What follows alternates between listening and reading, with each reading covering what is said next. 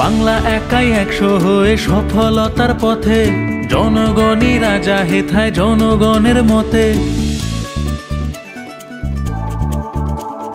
10 লক্ষ টাকা পাবে প্রতি বুথ এবার, মিটবে সকল প্রয়োজন আর ফুটবে হাসি সবার। জনতার মতে হবে মুশকিল আসান, আমাদের পাড়া আমাদের সমাধান। 80,000 বুথে হবে 27,000 শিবির, এই দেশেতে প্রথমবার সৃষ্টি হবে নজির। ভবিষ্যৎ গড়ছি মোরা হাতে হাতে রেখে, তাই তো বলি দেশ শিখছে বাংলাকে আজ দেখে। জনতার